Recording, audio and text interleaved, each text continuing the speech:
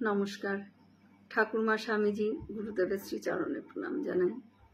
আজ লাটু মহারাজ ও ঠাকুরকে নিয়ে ছোট্ট করে একটি কাহিনী শোনাই।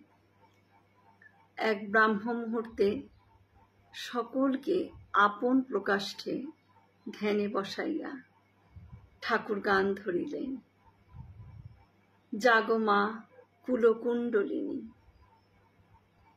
হঠাৎ লাটু উহু রবে চিৎকার করিয়া উঠিলেন। শ্রবণমাত্র শ্রীরামকৃষ্ণ তাহার দুই স্কন্ধে হস্ত স্থাপন পূর্বক চাপিয়া ধরিলেন। লাটু যেন আসনে থাকিতে পারিতেছিলেন না।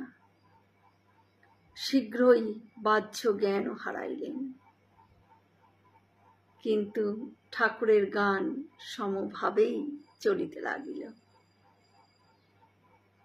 অপর একদিন লাটুর শিব মন্দিরে ধ্যানে প্রেরিত হইয়া অল্প পরেই ধ্যানযোগে কালাতীত অবস্থায় উপনীত হইলেন। অপরাহ্ন উপস্থিত, তবু তিনি বাহ্য জ্ঞান শূন্য। সংবাদ পাইয়া ঠাকুর শিব মন্দিরে গেলেন এবং পাখা লইয়া লাটুকে বাতাস করিতে লাগিলেন। শীতল বায়ুস্পর্শে লাটুর শরীর ক্রমে কাঁপিয়া উঠিল। তখন ঠাকুর বলিলেন, ওরে, বেলা যে গড়িয়ে এলো, সন্ধে টন্ধে সাজাবি কখন? ধ্যানোন্নীত লাটু ঠাকুরকে বিজন করিতে দেখিয়া বড়ই অপ্রতিভ হইয়া পড়িলেন এবং অপরাধীর ন্যায় জানাইলেন।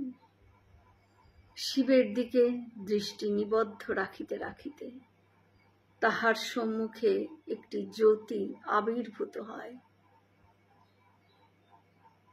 উহাতে সমস্ত গৃহ পূর্ণ হইয়া যায়। তারপর তিনি আর কিছুই অবগত নহেন।